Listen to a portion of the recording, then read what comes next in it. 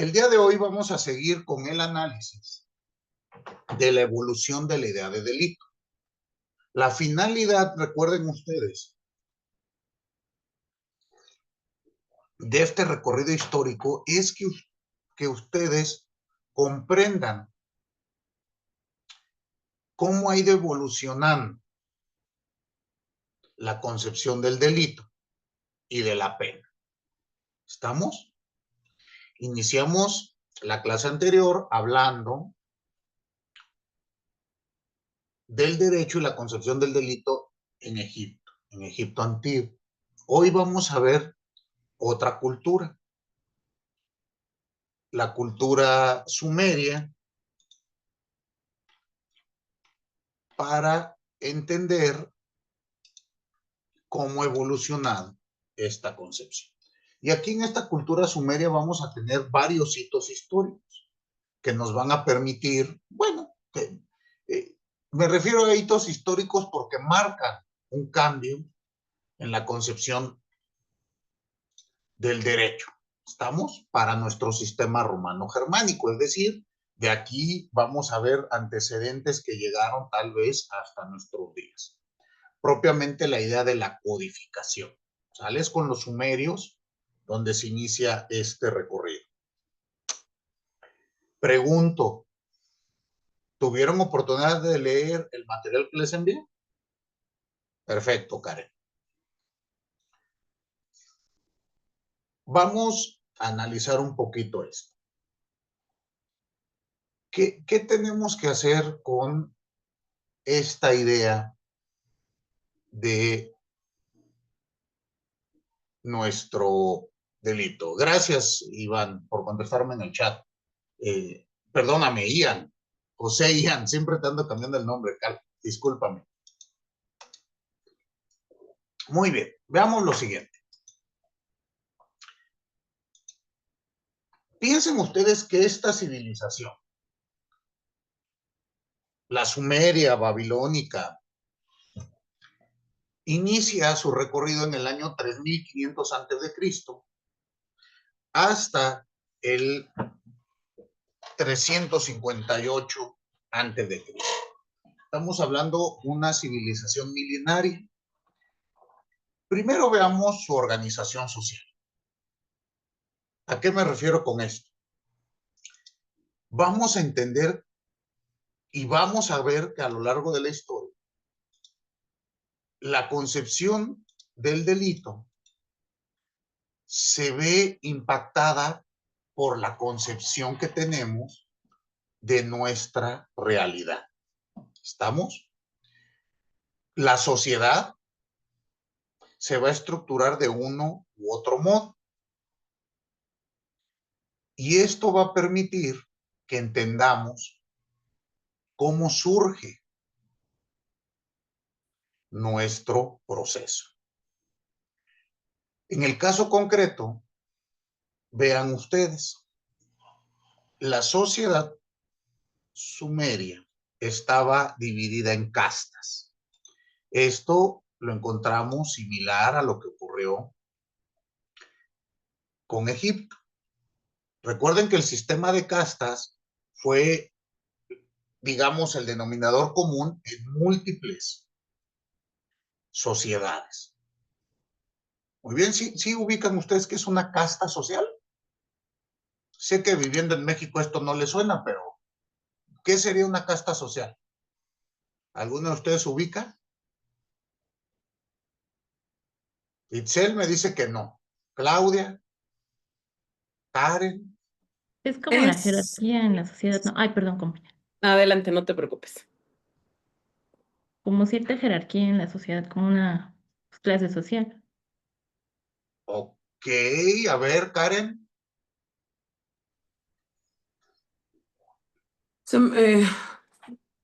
Es como nací aquí, de aquí pertenezco, no me muevo de aquí y aquí todas mis generaciones. Exacto. Las castas, el sistema de castas, ¿qué quiere decir?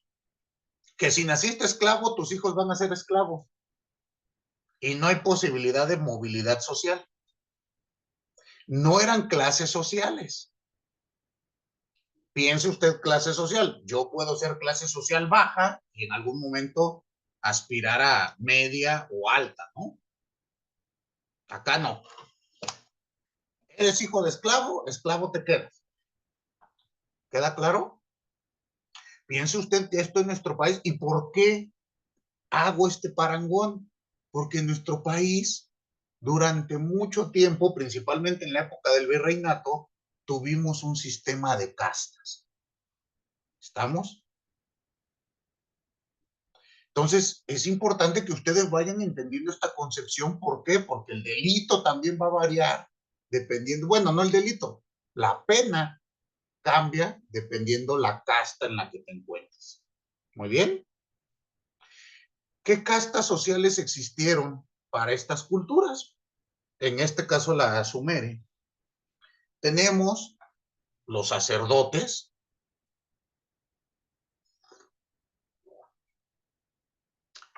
al rey y a los jueces, que los vamos a tener, digamos, al gobierno, conformado por rey, sus funcionarios, y dentro de esos funcionarios, los jueces. Fíjense ustedes este elemento interesante para la cultura egipcia y la sumeria.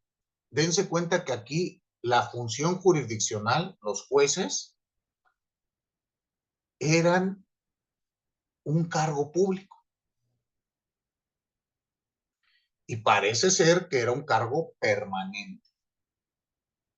¿Estamos? Ya estaba establecida la función de juzgar. Vamos a ver que posteriormente esto se va moviendo para convertirse en cargos para el caso concreto. Digamos, no había una estructura permanente de juzgados. Aquí sí, incluso era una casta social distinta. Después tenemos a los guerreros como siguiente casta social, los agricultores y los comerciantes o mercaderes. Para esta sociedad hay que tomar en cuenta que se reglamentó el matrimonio de forma monógama. Esto nos va a servir y nos puede dar una idea de que va a existir la monogamia. ¿Queda claro? Y al haber monogamia, vamos a tener delito de bigamia. Fíjense desde qué época ya estaba reglamentado este delito, que al día de hoy lo tenemos todavía. Y habría que analizar la razón de ser, ¿no? Pero bueno, en este momento veamos qué fue lo que pasó. Al igual que con la cultura anterior, para la cultura sumeria, la concepción del delito es de naturaleza moral. ¿Qué quiero decir con esto? Mariela, ¿qué quiero decir que el delito es para esta cultura de concepción moral?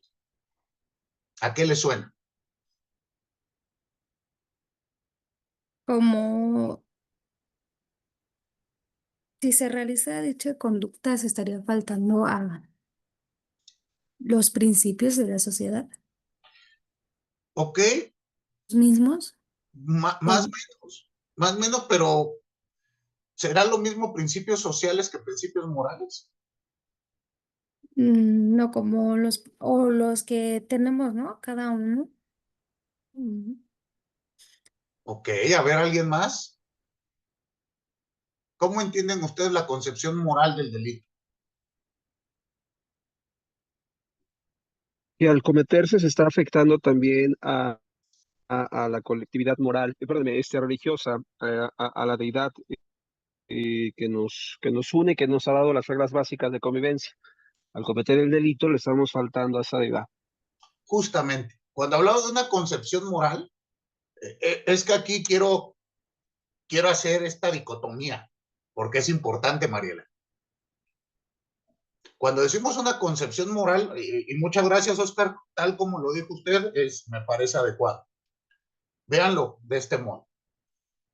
Cuando Hablamos de que se afecta la moral social, si gusta llamarlo así, a las reglas de convivencia social. Podríamos hablar de una concepción moderna del delito. ¿Están de acuerdo? Todo hecho ilícito afecta a un bien jurídico tutelado que como Estado, que como sociedad, no deseamos que se cometa. ¿Están de acuerdo? ¿O a ustedes les gusta vivir entre homicidas y rateros? No. Creo que las sociedades por algo establecen prohibiciones de conducta. Pero en esta cultura, y lo vamos a ver a lo largo del tiempo, cuando decimos que hay una concepción moral del delito, nos estamos refiriendo justo. Piénsenlo desde un aspecto más teológico, perdón. Es decir, una cuestión divina. Prácticamente sacramental. Cometer, como ustedes lo indicaron en su actividad anterior, cometer una de estas conductas, pues era un pecado, era una afrenta a los dioses. Atentaba en la cultura egipcia contra el orden universal. Aquí vamos a ver cómo es esta cosmovisión. Y vamos a tomar y vamos a analizar que estas cosmovisiones cambian y esto también va cambiando la idea del delito. Y a su vez de la pena. Muy bien, piénsenlo así. No va a ser lo mismo cómo se explicaban el universo, la realidad, los egipcios que los sumerios. Como no será lo mismo cómo nos explicamos la realidad hoy en México, siglo XXI. Para eso vamos a tener este recorrido histórico, ¿estamos?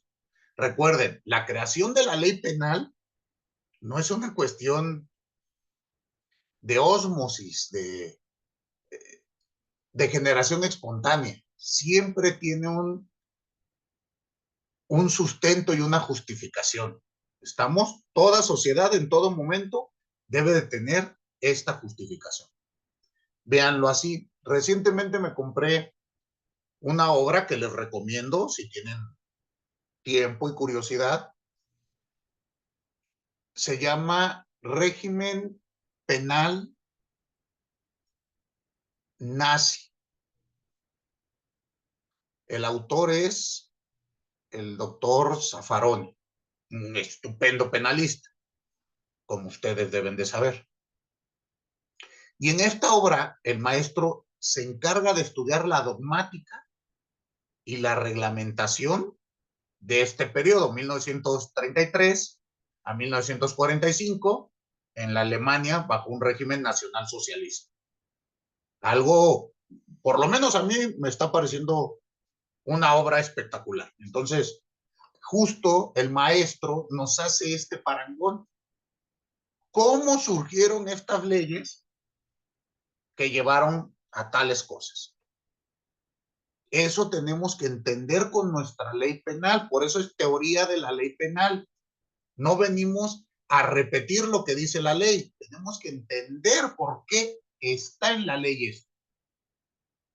¿Estamos? De ahí que esta primera unidad de nuestro curso es de naturaleza histórica.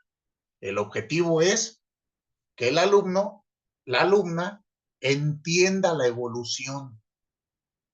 Y ya después nos vamos a dedicar a ver la estructura de la norma y todo lo demás. Pero primero, entendamos cómo llega a la ley penal una conducta. ¿Sale?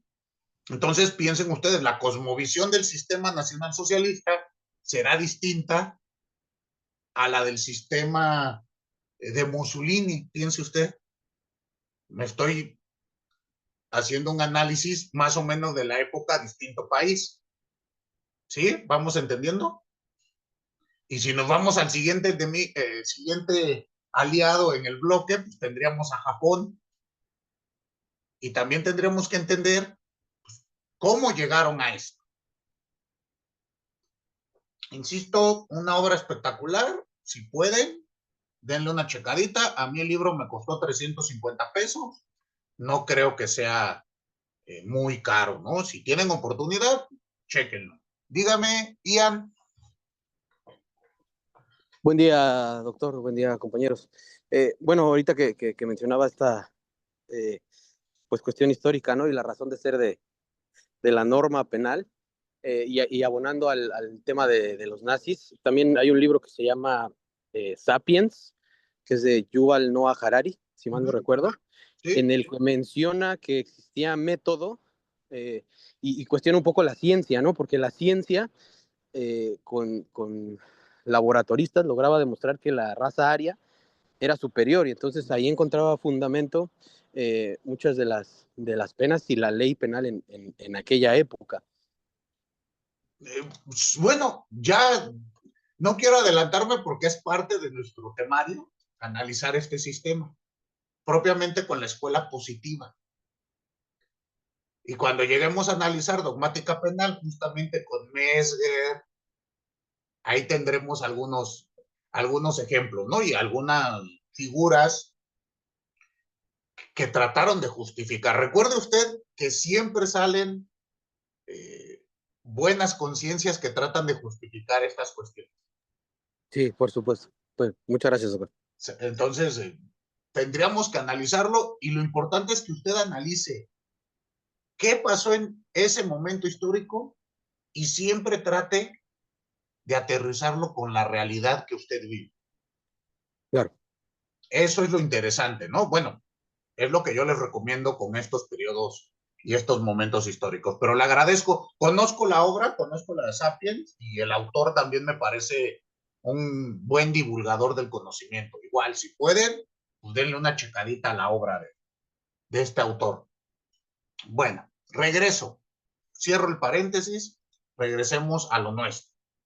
Cuando hablamos de una concepción moral del delito, piense usted que para esta cultura sumeria vamos a tener elementos similares. ¿Se acuerdan que para los egipcios se basaban en el libro de los muertos? ¿No? Y de ahí sacaban la idea del juicio de Osiris, de la diosa Maat, de Isefet, etc. Pues aquí, con los sumerios, vamos a tener el libro sagrado que se llama Sent Basta, es decir, la palabra viviente. Mismo que se integraba de 4 libros. Estoy hablando ya desde el punto de vista jurídico o literario, ¿no? Libros a una parte de la obra completa.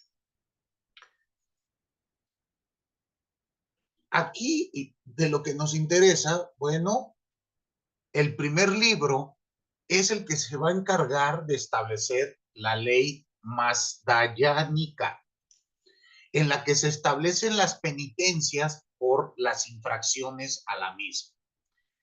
Dense cuenta que a partir de esta cultura va a ser común que los libros sagrados establezcan norma y sanción por su infracción, cosa que no teníamos con la anterior cultura. ¿Estamos? Aquí vamos a tener en este primer libro, como les he señalado, penitencias. Dense cuenta ustedes que se utiliza la palabra penitencia.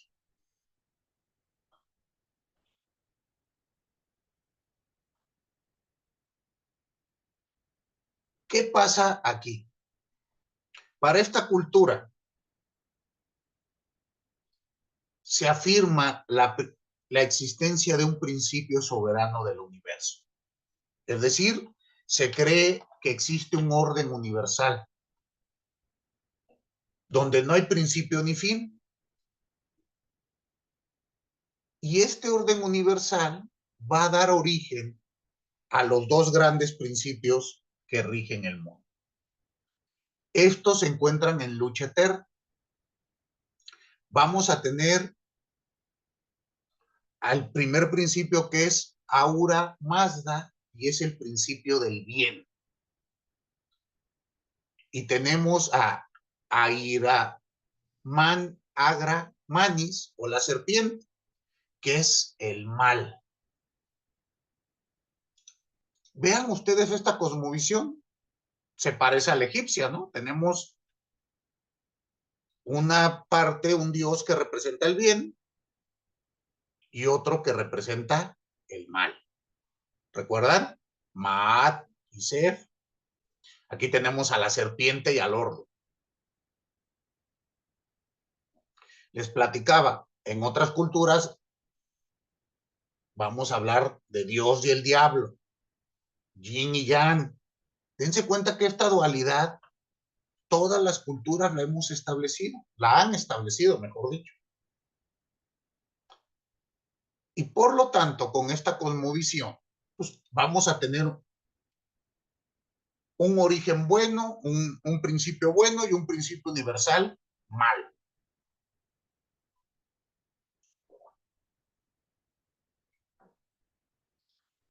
De estos principios van a nacer Hormuz, que es el dios de la luz, la sabiduría y el principio de todo lo bueno. Y Aymarán, que es el origen de lo malo. Estos a su vez producen entidades buenas y malas. Entre ellos se va a encontrar dividido el mundo. Y va a estar en una constante lucha, tanto física como moral. Para esta cultura, el alma es inmortal. Y de acuerdo a las acciones en la vida terrenal, el alma puede ser premiada o castigada. Entonces, vean ustedes que aquí repetimos varias concepciones de la cultura egipcia. ¿Qué similitudes se encuentra, Consuelo, entre lo que acabo de decir con la cultura egipcia?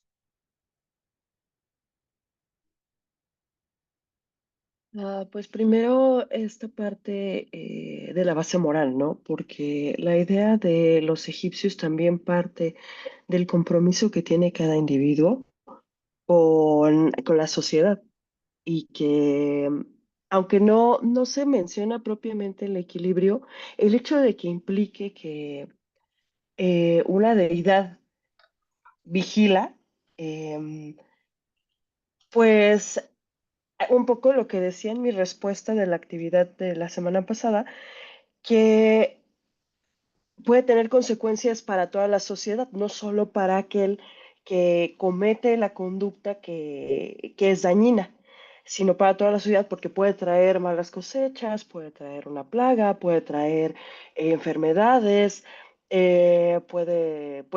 pueden castigar a la sociedad. Entonces, yo no había entendido muy bien por qué los egipcios funcionaban así hasta esta reflexión en el ejercicio y toda esta semana, porque el compromiso de una persona, el compromiso que asume una persona lo asumen todos para evitar este castigo de las deidades. Esta cultura es de Sumeria, si no mal recuerdo, o es Mesopotamia, es la primera. Sumeria. Sumeria, ¿verdad? Sí. Ajá, se ubicó en Eh, Mesopotamia. Ronda sobre lo mismo, ¿no? El miedo a la deidad por las consecuencias que puede tener sobre todo el impacto que puede tener sobre toda la sociedad y por la conducta de uno. Ahorita es como lo estoy empezando a armar. Ujú. Perfecto. Y vamos a ver que esta misma concepción la vamos a tener a lo largo de muchísimos siglos. Prácticamente cambia hasta el siglo XVIII, finales del XVIII, principios del XIX. Entonces, vamos a ver que esto se repite. Vean ustedes lo siguiente. Por favor, díganme si se comparte mi pizarrón electrónico.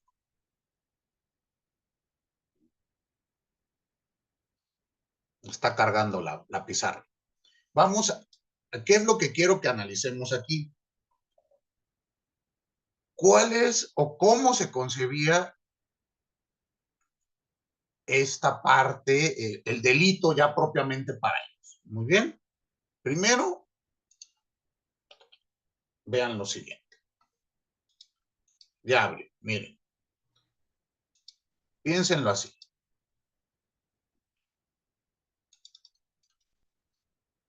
Tenemos la idea del delito para la cultura sumeria. Muy bien.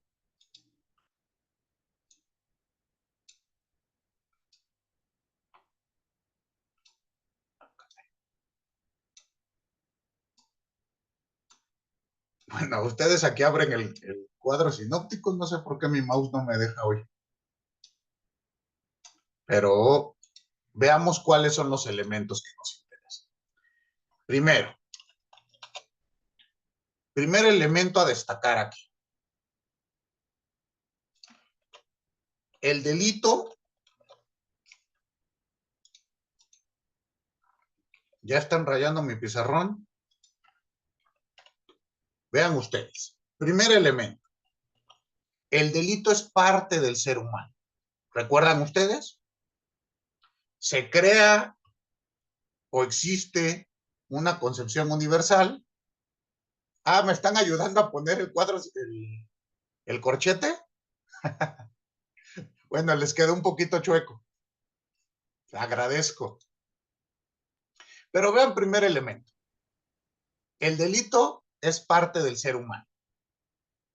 Desde que se origina el universo, vamos a tener dos elementos, bien y mal. El ser humano, a su vez, puede ser capaz de ambos elementos. Entonces, primer elemento, el delito es parte del ser humano. Por lo tanto,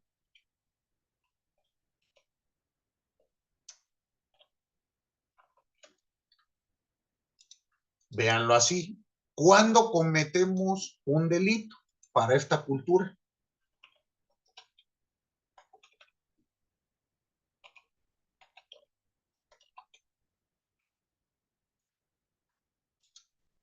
El delito se concibe como la presencia del mal. Voy a quitar todo esto porque no me deja ver. Ahí está. Lo vamos a concebir como un principio del mal,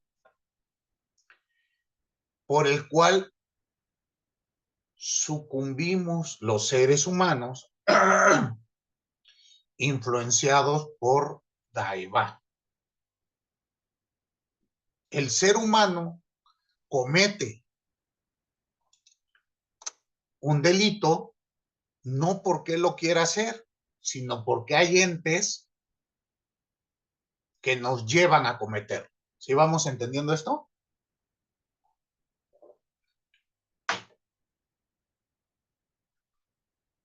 Fíjense que aquí cambia de la concepción egipcia. ¿Están de acuerdo? ¿En qué notas que cambia esto, Itzel?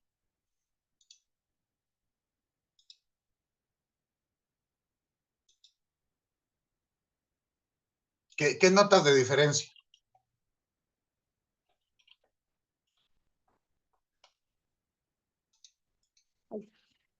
Que, bueno, por ejemplo, en la cultura egipcia, pues era más para establecer este equilibrio. Sin embargo, aquí ya, bueno, estoy notando que ya hay como una influencia para cometer, bueno, alguna conducta que inflija todas estas leyes morales que se establecen en esta época. Justo, pero para la cultura egipcia, ¿por qué se cometió el delito? Esto porque es interesante, porque de aquí partimos para las políticas criminales. Piense usted lo siguiente. En Egipto se creía en el libre albedrío. Tú tomabas tus decisiones y si decidías cometer los pecados, eras juzgado por Osiris y tu alma ya no reencarnaba. Esta cultura es de un corte más determinista. ¿Qué quiere decir esto? Pues yo cometí el delito no porque yo quisiera, sino porque alguien, en este caso una entidad, me llevó a cometer. Piénsenlo en nuestro México o en los estados modernos de hoy en día. La eterna pregunta, ¿el delincuente nace o se hace? ¿Se dan cuenta desde cuándo estamos discutiendo esto? Pues para los para los sumerios, vamos a ver que esta concepción es, pues hay influencia maligna de Daeva que te llevó a delinquir. Y ante esta circunstancia, los sacerdotes deben restablecer el equilibrio. ¿Cómo lo van a hacer? Mediante la imposición de penitencias. Vean ustedes, insisto, cómo vamos a ir evolucionando. En un inicio teníamos penas, penitencias, y existían penitenciarías. Hoy en día tenemos que analizar esta concepción. Ya no hablamos tanto de penas, hablamos de sanciones, que es distinto. Muy bien. La palabra, Claudia, pena, penitencia, ¿cómo a qué te suena? Pues que conlleva cierto sufrimiento, como arrepentimiento. Exactamente. Pregunto respetuosamente, ¿han ustedes acudido en la religión judeocristiana católica? ¿Se han confesado alguna vez? Y cuando uno termina ese sacramento de la confesión, ¿qué te impone el cura, el sacerdote? ¿Una qué? Una penitencia. Una penitencia. ¿Se dan cuenta cómo venimos con esto? Obviamente, cuando entremos a cultura hebrea, lo vamos a ver mucho más claro.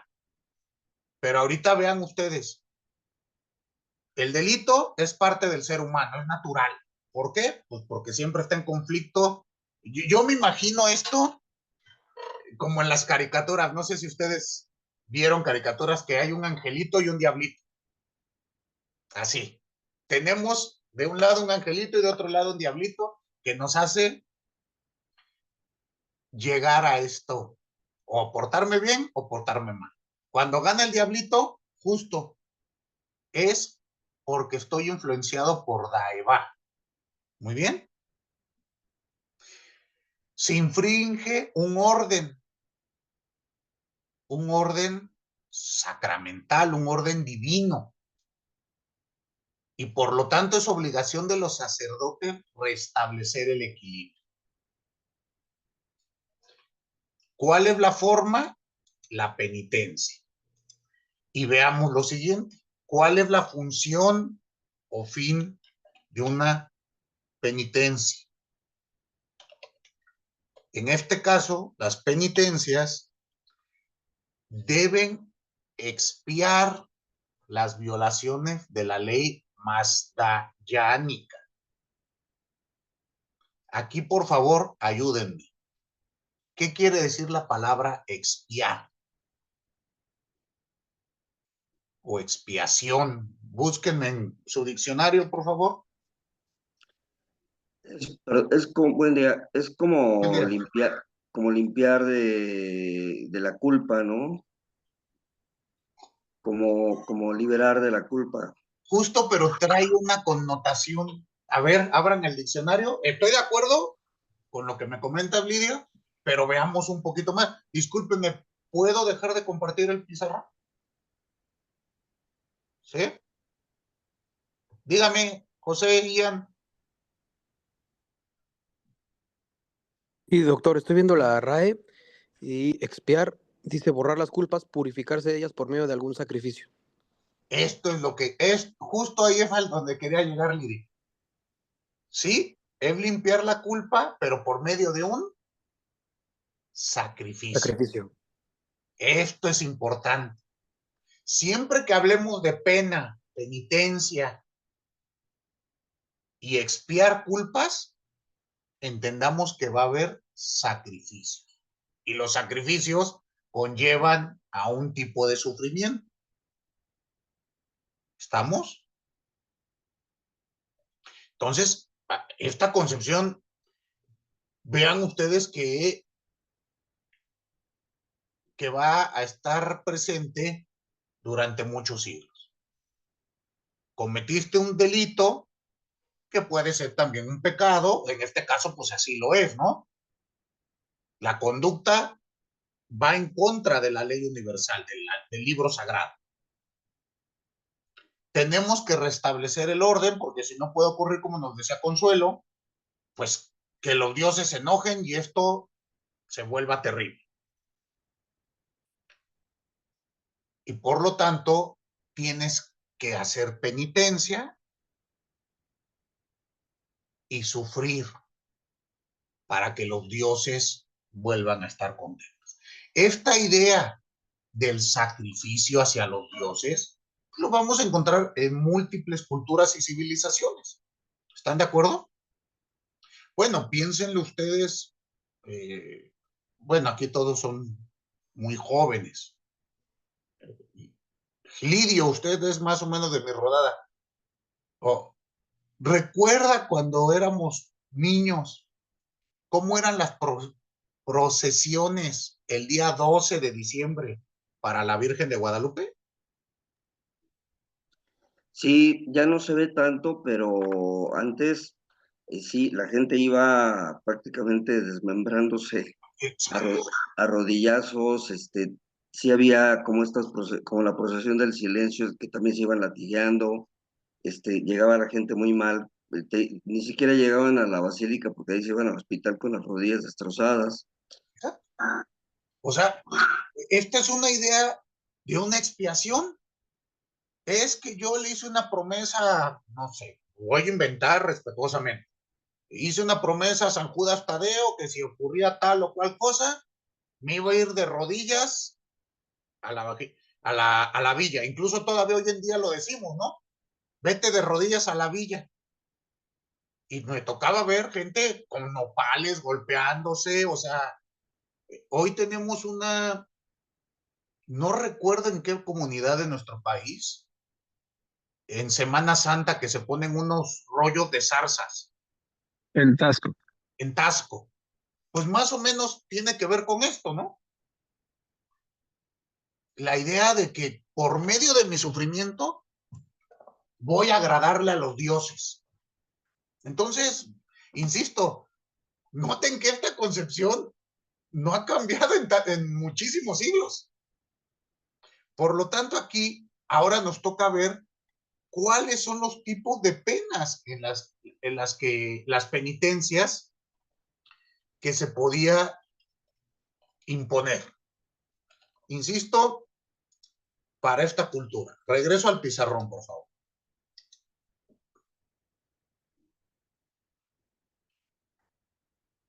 Miren.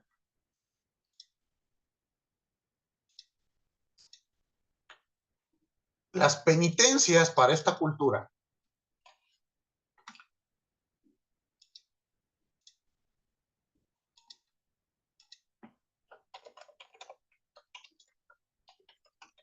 serían las siguientes.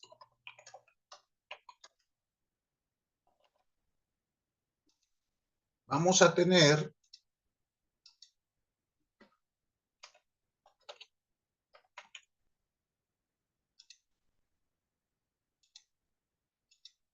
un primer tipo de penitencia,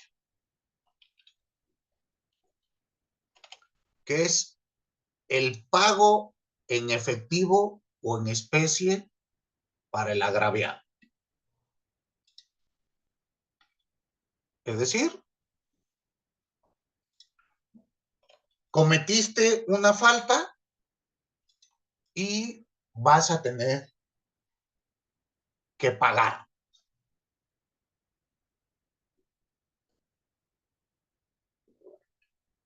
Dense cuenta que seguimos en una concepción retributiva.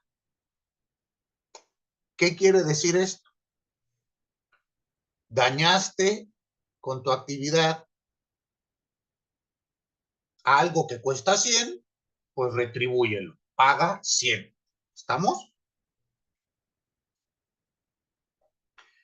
Después, siguiente tipo de pena.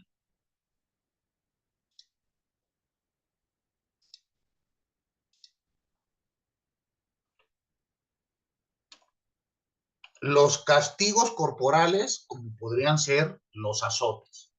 Vamos a ver que en todo este periodo es común el castigo corporal.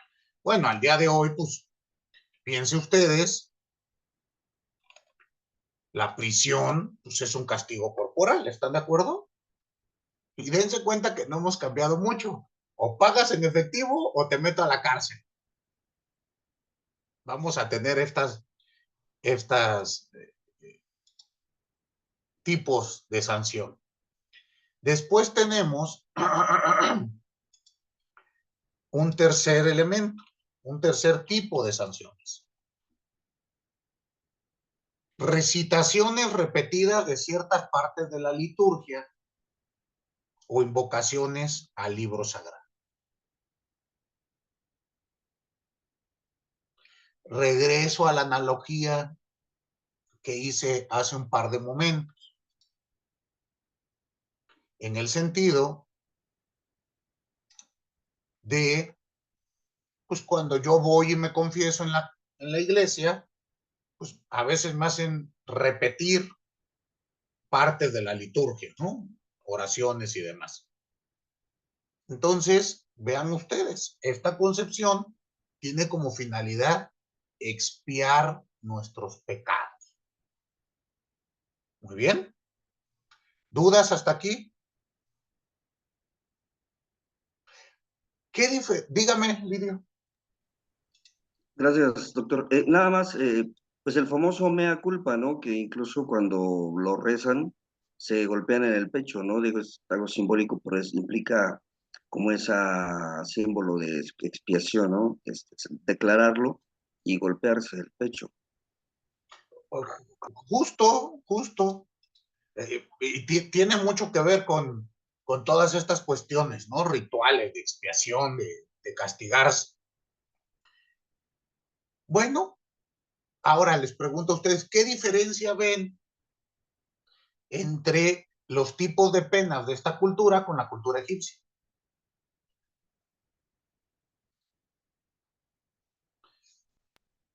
Pues que en la cultura egipcia lo que se pretendía restablecer era más bien un orden de acuerdo con su cosmovisión, un orden universal en su mundo, y en este caso judeo-cristiano, pues más bien era una intención de una expiación o una expiación y penitencia, más bien mm, para borrar la ofensa hacia lo divino que en su mundo también, ¿no? Ok, estoy de acuerdo con lo que me dijo Lidio, nada más que estamos viendo ahorita concepción sumeria. Todavía no llegamos a la judeocristiana. Dígame, Oscar.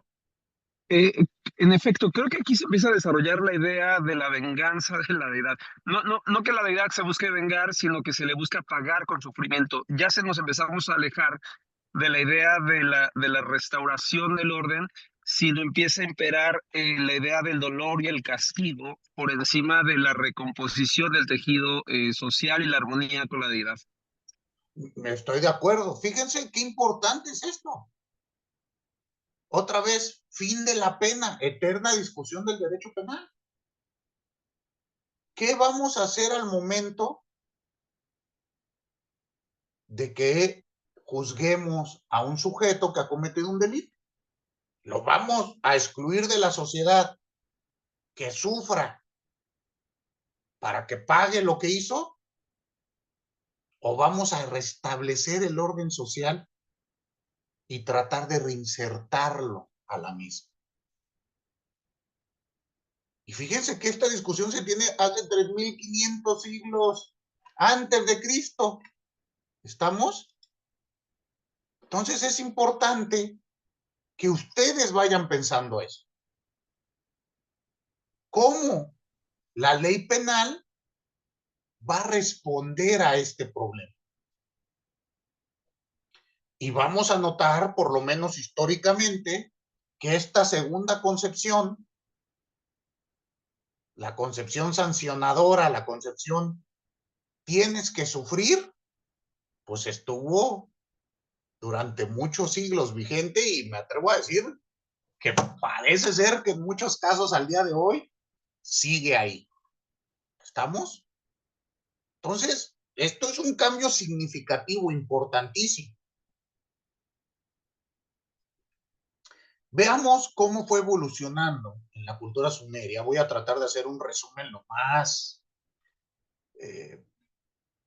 rápido posible. Ustedes ya tienen el texto completo para que vayan entendiendo la concepción. Yo me quiero enfocar un poquito al Código de Hammurabi. ¿Por qué? Pues porque es la obra que nos enseñaron desde la carrera, que era el primer código que se hizo y que era muy importante, bla, bla, bla. Bueno, veamos qué tan cierto es eso. En primer lugar, ¿qué fue el primer código? Pues ya tenemos históricamente que eso no es cierto. Hubo códigos antes que varios, y en la misma cultura, ni siquiera buscando en otros lados, aquí. Pero ¿qué es lo importante de la cultura sumeria? Que fue la primera, históricamente, por lo menos para nuestro sistema occidental, que estableció códigos. Recuerden que en otros lados, en otras culturas, pues la ley era emitida oralmente, como lo que pasaba en Egipto, por el faraón. Y la podía modificar a su gusto y antojo. Aquí vamos a ver que eso cambia. Ya se establecen códigos, primeramente escritos en arcilla, en tablillas de arcilla, donde ustedes pueden ir, bueno, no ustedes, la escultura, toda la sociedad, conocer la ley, principio de publicidad y norma escrita. ¿Se dan cuenta lo importante que es esto? O sea, ya es... Y vamos a ver que en algún momento se pierde, propiamente en el medievo, y el movimiento codificador en la Edad Media y posterior nos lleva bastante tiempo retomar, ¿no? Pero aquí ya tenemos estos ejemplos. Primero que nada, piensen ustedes que la cultura mesopotámica, el derecho en Mesopotamia se divide en 3 periodos. El arcaico, que lo vamos a tener del año 3500 al 1594 a.C. Aquí es donde surge el Código de Hammurabi y otros códigos más. El periodo clásico de 1594 a 1160, aquí vamos a encontrar ya la reglamentación de donaciones, contratos de naturaleza civil, procesos y edictos. Fíjense desde qué época ya tenemos edictos. Y el periodo neobabilónico de 1660 a 539 a.C. Aquí ya se reglamentan los documentos de naturaleza legal. Vamos a ver que hay una diferencia entre un documento privado y lo que conoceríamos hoy como documento público. Por eso les digo que no hay nada nuevo bajo el microscopio, ¿no? Muchas cosas de las que hoy tenemos ya las habíamos pensado hace siglos. Muy bien. A diferencia de lo que ocurrió con la cultura egipcia, aquí vamos a ver que las normas son por escrito y codificadas. Históricamente, ¿qué registros tenemos de leyes?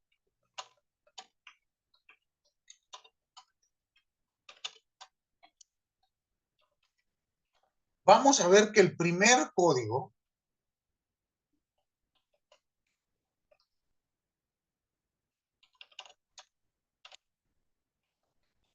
del que se tiene registro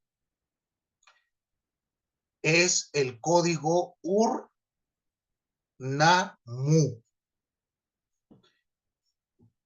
Aquí vamos a encontrar un código en una tablilla de arcilla. Recuerden el periodo histórico, ¿no? Piensen ustedes, ¿han visto ustedes la arcilla, el barro? Muy bien. Vamos a tener una tablilla de arcilla con rasgos uniformes donde se estableció la ley. Insisto, se tienen el registro de este vestigio. Este código tiene 8 columnas de 45 líneas cada columna. ¿Cuál era la estructura de los códigos para esta civilización? Vamos a tener siempre un prólogo y después un cuerpo legal. En el caso concreto, de 24 leyes. El primer código del que tenemos conocimiento consistía de 24 leyes. Piensen ustedes cuál era la función del prólogo para los códigos. Explicarle a la sociedad por qué estamos reglamentando esto. Hoy en día sería una exposición de motivos. ¿Estamos? Ahora, recuerden ustedes, en esta cultura el emperador, el rey, pues es el representante de Dios en la tierra. Todavía no, bueno, representante de Dios de la tierra y con apoyo de la clase sacerdotal. Recuerden que en estos momentos no hablamos aún de un cuerpo, de un órgano legislativo. ¿Estamos? Entonces, aquí vemos esto. Estas leyes que reglamentaron en este primer código, se reglamentó, primero que nada, las fronteras territoriales.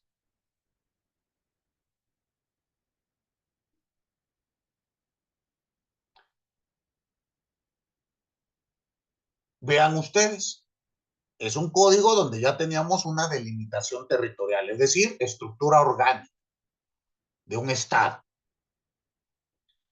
También aparecieron los delitos de robo, fraude, lesiones, homicidio, brujería, abuso del hombre rico cometido sobre otro más pobre. ¿Estamos? Fíjense, este último delito, con todo y que tenían un sistema de castas, no era permitido. Piensa usted, a lo mejor que te limpien los zapatos en público, no sería hasta un delito. ¿Estás de acuerdo, Aldo? ¿Tú cómo ves?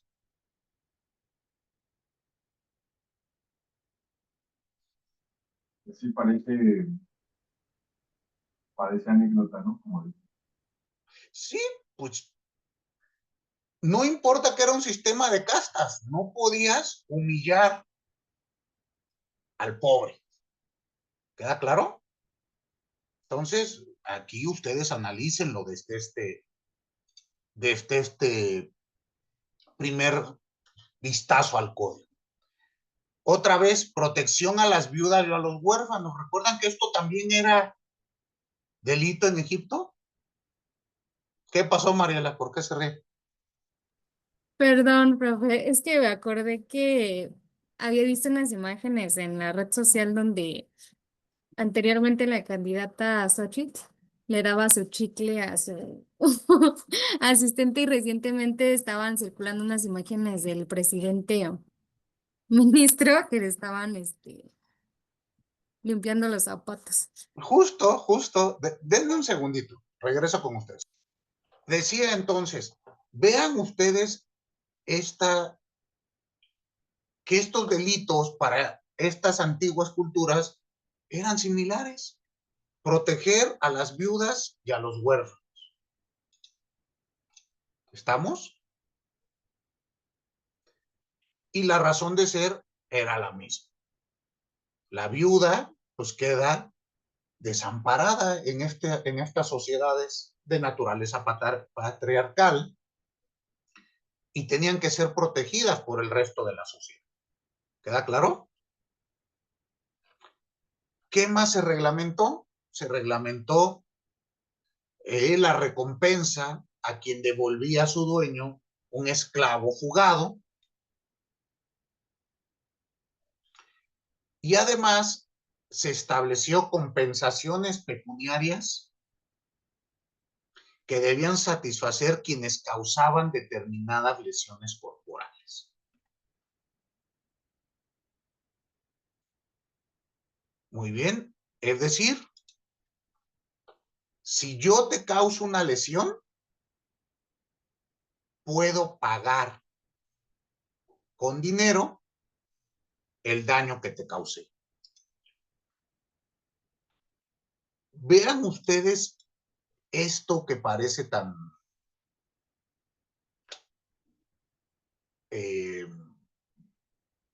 pues hoy en día nos parece común. Analícenlo así. En este primer código no se reglamentó la ley del talión. La ley del talión, recuerden ustedes, ojo por ojo, diente por diente. Si tú me lastimas un ojo, yo te lastimo un ojo a ti. Fíjense que aquí no existía esto. Se permitía pagar en lugar de que me lesiones. Esto, por lo menos en la cultura romana, tardado siglos en establecer. Vamos a ver dónde es donde aparece esta famosa ley del talión, pero en este momento esto es una reglamentación, digamos, de vanguardia. ¿Queda claro? En lugar de que me lesiones, permíteme reparar el daño. ¿Se dan cuenta? Entonces, esto se vuelve algo interesante. Insisto, se permite compensar las lesiones causadas mediante el pago de una reparación del daño. Este pago puede ser en metales o en cereales. El segundo código que aparece para la cultura sumeria es el código Lipit Ishtar,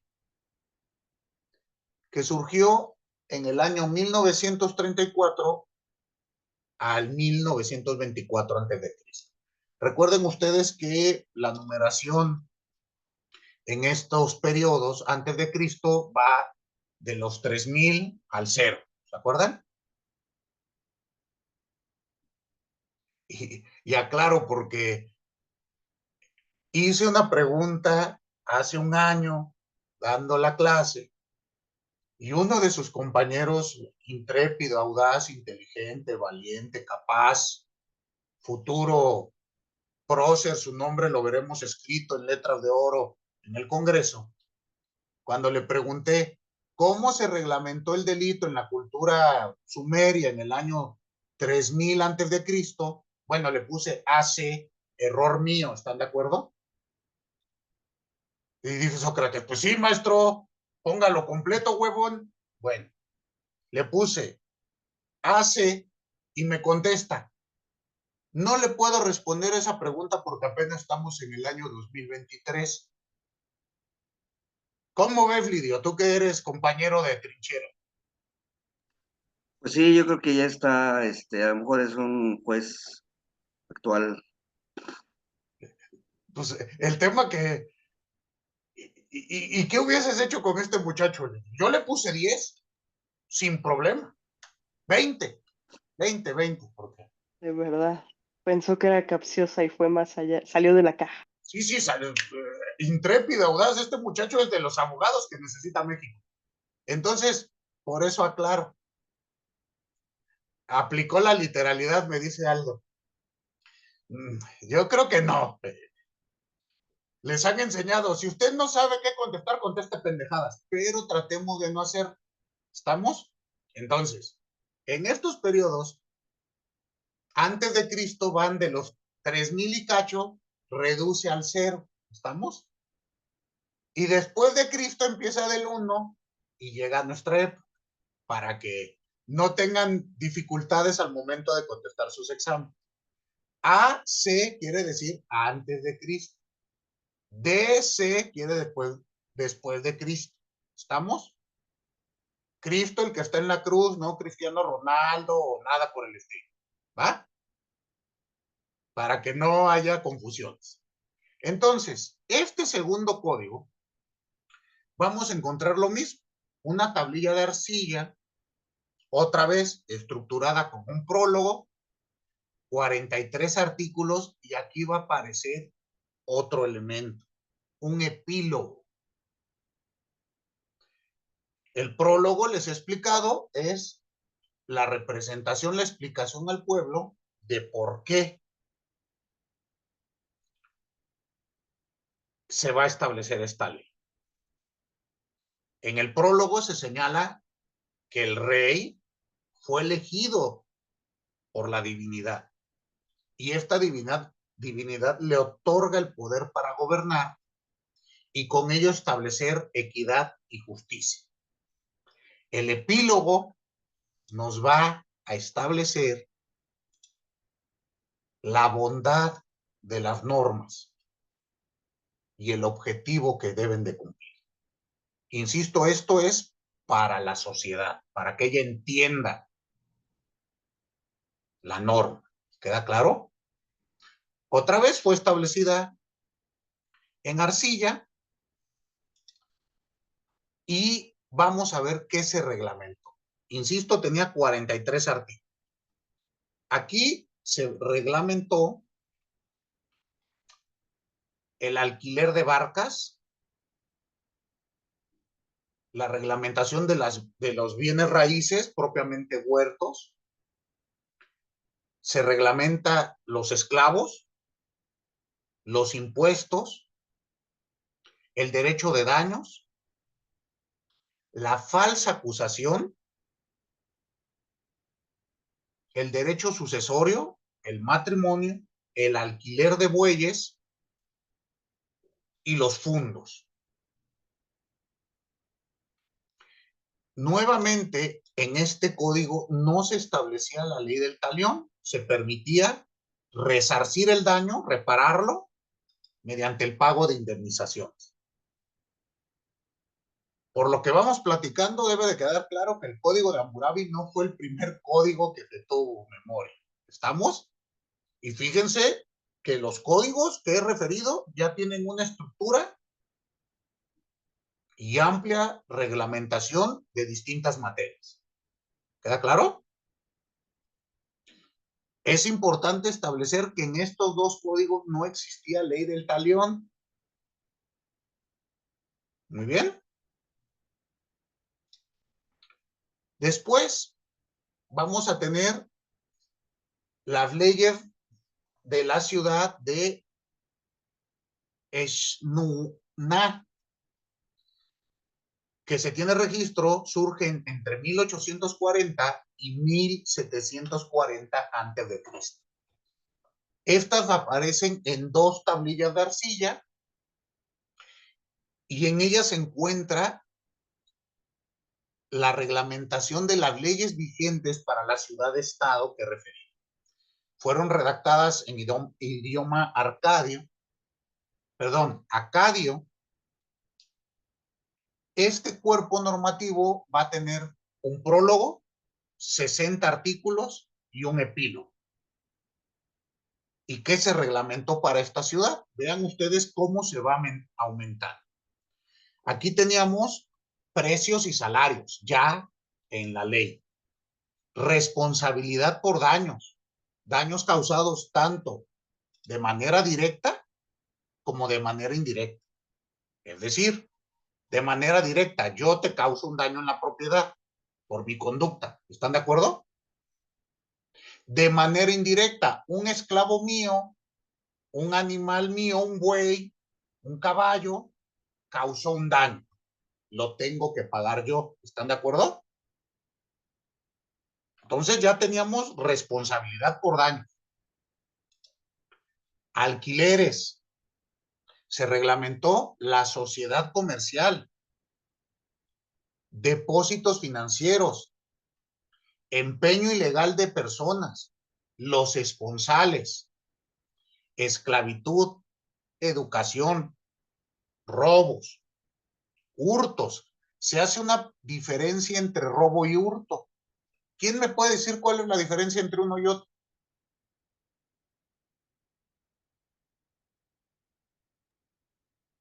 Pues yo lo que busqué, doctor, porque Ya la lo verdad no buscó. lo tenía muy claro.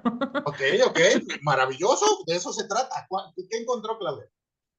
Que en el robo puede conllevar violencia y el hurto es, vaya, pues como lo que conocemos ahorita, lo de bolsear, o sea, sin violencia, no puede que no me dé violencia.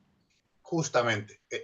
El hurto, su característica es que se hace de manera que no se entere la sociedad ni el sujeto pasivo del delito.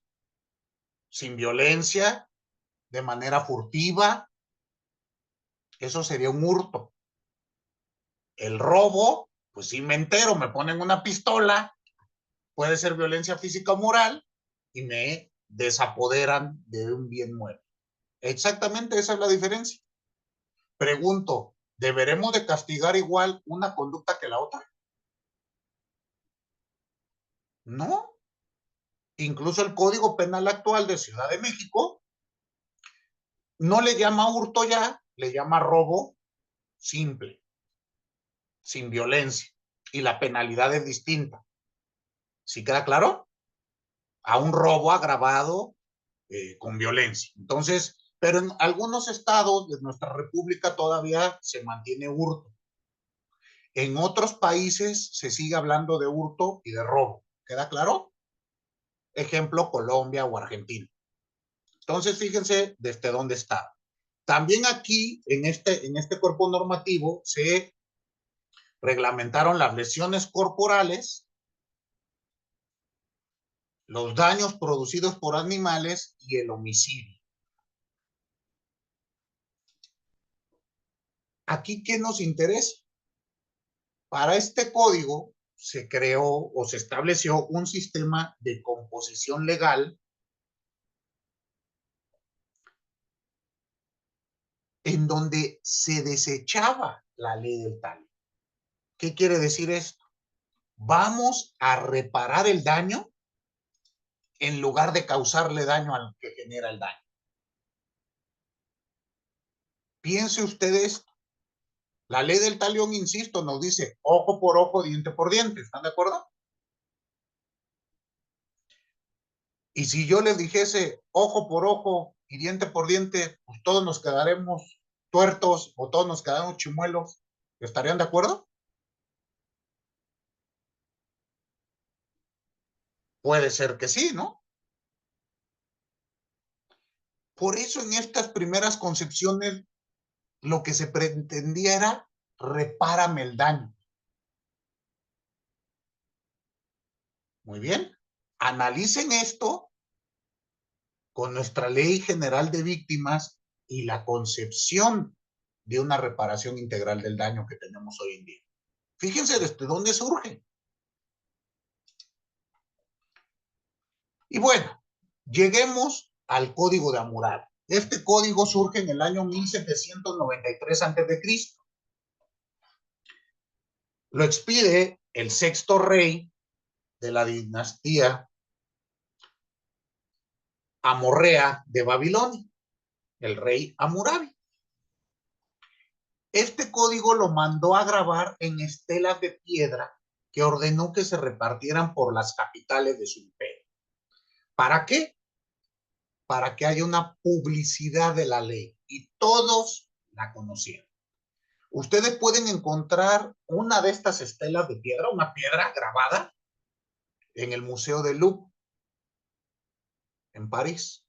Si ustedes se meten ahorita en el buscador, le ponen código de Hammurabi, imágenes, ahí le va a aparecer. Van a encontrar una piedra con letras grabadas. Muy bien. Este código vamos a encontrar que está estructurado de la misma forma. Un prólogo, un cuerpo legal y un epílogo.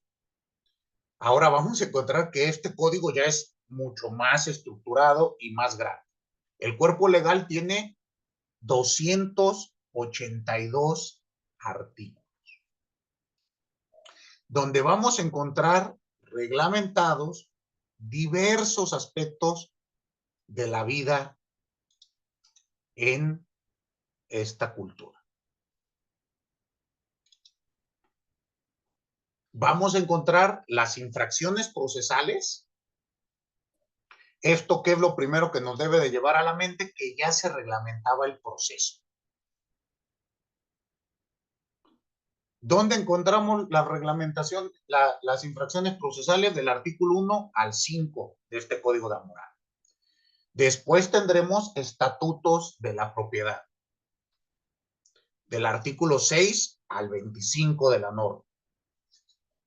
Posteriormente, beneficios y obligaciones derivadas de los feudos militares, artículos 26 al 41. Después, relaciones de posesión y de otra especie, artículos 42 al 68. Préstamos y otros negocios mercantiles, del 88 al 76. Aquí debemos, bueno, les comento, hay pedazos ilegibles de las leyes, justamente las que faltan. No sabemos qué decir, pero de lo que tenemos conocimiento, bueno, es lo que les estoy refiriendo. El matrimonio y otras, el matrimonio y la familia, del 127 al 77, de las sacerdotisas, del 178 al 184, la adopción, fíjense, en esta cultura ya estaba reglamentada la adopción. Artículos 185 al 195. Lesiones corporales y el aborto, del 196 al 214. Médicos, arquitectos y banqueros, del 215 al 240. Materias agrícolas y ganaderas, con sus sanciones penales, del 241 al 272. Salarios y alquileres, del 273 al 277, y compraventa de esclavos, del 278 al 282. Dense ustedes cuenta que aquí ya hay una estructura bastante amplia. Todavía no existía una división de materias. En un cuerpo legal se tenía todo: administrativo, civil, laboral, sucesiones, penal. ¿Queda claro? Pero ya tenemos una gran división. Toda esta información que les estoy dando la obtuve de una traducción al Código de Hammurabi que realiza, bueno, es, digamos, la traducción al español por antonomasia, la que utilizamos normalmente cuando nos acercamos a esta obra, al análisis del Código de Hammurabi. Esta es del autor González Díaz Lombardo Francisco Javier. La pueden conseguir incluso digitalizada, y ahí ustedes van a tener un estudio preliminar de la cultura sumeria y posteriormente la traducción del Código de Hammurabi. Esta clasificación la hice yo. Puede que tenga algún error. ¿Estamos? Entonces, si gustan, vayan al material original. Ahí en el documento les puse los datos, la referencia biográfica de la obra. Bibliográfica, perdón. ¿Qué tenemos aquí? Que este código, pues, reglamenta de una manera, por cuanto hace a la reparación del daño, pues podemos decir que hay un retroceso. ¿Por qué? Porque la finalidad de la pena y la imposición de las penas descansan ahora sí en la ley del talión. Pero esta ley del talión solamente va a ser aplicada, recuerden, estamos en un sistema de castas, solamente se aplica para ciudadanos de la misma casta. ¿Estamos? No va a haber ley del talión entre un señor feudal y un granjero. ¿Están de acuerdo? Tiene que ser entre la misma categoría. Por eso Mariela se reía. Pues, ni modo que un señor feudal le limpie los zapatos al otro. Tendríamos que establecer una diferencia de castas. ¿Están de acuerdo? La ley del talión, ¿por qué digo que es un retroceso? Porque esta idea de tú me dañas, yo te daño, pues nos parece un tanto atávico, ¿no? ¿O qué opinan ustedes? El impulso natural es, si tú me lesionas, yo te lesiono, yo te quiero ver sufrir. Y les pregunto a ustedes, esta idea, Sócrates, ayúdenme, esta idea de tú me dañas, yo te daño, ¿cumple con la finalidad de la pena? ¿Para esta cosmovisión, para esta cultura? A mí me parecería que no.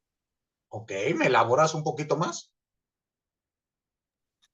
Pues porque finalmente, perdón, si vamos así de ojo por ojo, pues no, de alguna manera, pues no te repararía nada, ¿no? Por ejemplo, te rompió un jarrón importante para ti o alguna cosa así, el hecho de que tú rompas el mío, pues no, pues de nada va a abonar. En cambio, si pues cotizamos y no, pues cuesta 100 pesos y yo me comprometo a comprarte uno igual o algo así, pues yo creo que ahí sí cumpliría la finalidad. Ok, entonces piense usted lo siguiente, pero para esta cultura, ¿cuál era la finalidad de la pena? ¿Restablecer el equilibrio?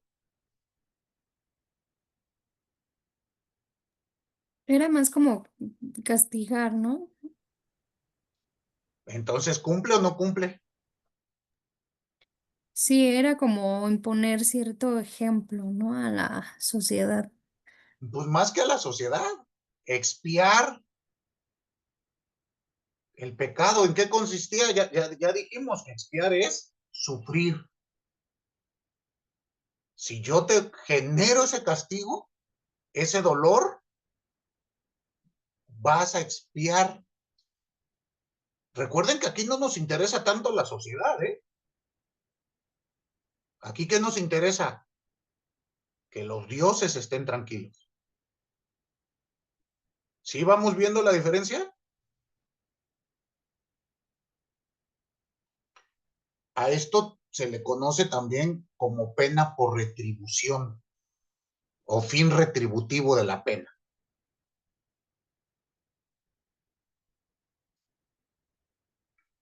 Muy bien. Bueno, a lo largo del documento que les envié, ustedes van a encontrar la reglamentación penal de el Código de Hammurabi. En un primer momento van a encontrar cuáles son los delitos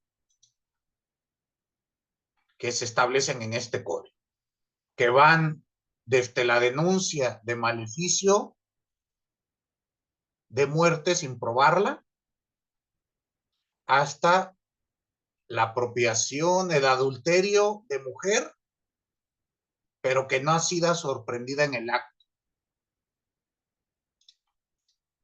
Entonces, aquí recuerden, sociedad monógama, pues había obviamente delito de bigamia y delito de adulterio. Este es el primer código, bueno, en donde encontramos que ya se establecía una ordalía, justamente para este último supuesto, el adulterio de mujer sin ser sorprendida en el acto, es decir, sin que la agarremos con las manos en la masa. Imagínense ustedes qué difícil sería probar esto, ¿no? Hay una acusación del marido, del cornudo, y la mujer pues lo va a negar, ¿están de acuerdo? ¿Por qué? Pues porque la pena es la muerte. Entonces, si ella dice que no lo hay, genera un problema. ¿Cómo acreditamos esto? Y aquí se reglamentó la ordalía del río. Recuerden ustedes, esto lo encontramos en la ley 132 del Código de Hammurabi. ¿En qué consistía? Recuerden ustedes que la ordalía se utilizó en la antigüedad cuando no podemos probar algo o es muy difícil de probar. ¿Qué se hace? Se deja al azar, al destino. ¿Qué va a pasar? La ordalía del río fue de las primeras en reglamentarse. ¿Por qué? Pues porque no requiere mucha infraestructura. Necesitamos un río caudaloso y una mujer. ¿Qué se hacía? Se desnudaba a la mujer y se le decía, parada en una orilla del río, le iban a decir, atraviesa este río caudaloso hasta esta orilla. Si logras hacerlo sin que la corriente te arrastre, quiere decir que eres inocente, no cometiste adulterio y los dioses están favoreciendo tu actuar. Si por el contrario el río te tira, te arrastra y en una de esas te mueres, pues eras culpable. Como a las brujas, ¿no? Que les prendían fuego y si se salvaban es porque claro que eran brujas. Y si no, pues una disculpita y que Dios te cuide después de la muerte. Exactamente. Esta ordalía, esta figura de la ordalía la vamos a poner reglamentada en muchísimos procedimientos. Recuerden que aquí también ya era delito la brujería. Y piense usted, también es algo difícil de probar. ¿Estamos? Entonces ya desde aquí se reglamentó una infinidad de delitos. Ahora, van a encontrar la reglamentación de los castigos corporales. Aquí es mucho más amplia. Pongo un ejemplo. Si un hijo adoptivo le dice a alguno de sus padres, tú no eres mi padre o tú no eres mi madre, se le cortará la lengua. Y vamos a ver una serie de castigos corporales que he establecido en el documento que les envié. Muy bien. Y aquí vamos a ver bastante el aspecto de la ley del talión. Insisto, solamente era aplicable para sujetos de la misma casta. Muy bien. ¿Dudas con lo que hemos platicado al día de hoy? Bueno, entonces ustedes vean lo siguiente. Esta cultura sumeria es una cultura que nos establece un avance en el desarrollo jurídico de la teoría de la ley penal. ¿Por qué? Porque ya genera la codificación de la ley. Hoy en día tenemos el principio de taxatividad. Si no hay una ley en un código expedida con anterioridad que yo cometa el hecho, no me van a sancionar. ¿Queda claro? La cosmovisión de esta cultura es que existe un orden universal y están en constante lucha el bien y el mal. Esta lucha se ve impactada en el ser humano, donde comete delitos no porque lo quiera, sino porque los espíritus malignos lo llevan a cometer el delito. La pena es una obligación de los sacerdotes para restablecer este equilibrio universal, este equilibrio teleológico, pero ¿cómo vamos a llegar a ello? Únicamente por medio de la expiación. Es decir, voy a imponer penas que te generen un sufrimiento. ¿Queda claro? También analizamos que la evolución de los cuerpos normativos, hay diversos códigos antes del Código de Hammurabi que establecían la posibilidad de una reparación del daño por medio del pago de una indemnización. El Código de Hammurabi genera un retroceso en ese aspecto. ¿Por qué? Porque reglamenta la ley del talión. Vamos a ver con la siguiente cultura, que analizaremos la siguiente clase, qué es la ley del talión propiamente, porque viene de la cultura hebrea. ¿Estamos? Pero la ley del talión, ojo por ojo, diente por diente, debemos de entender, tú me dañas, yo te daño. Y eso es un retroceso.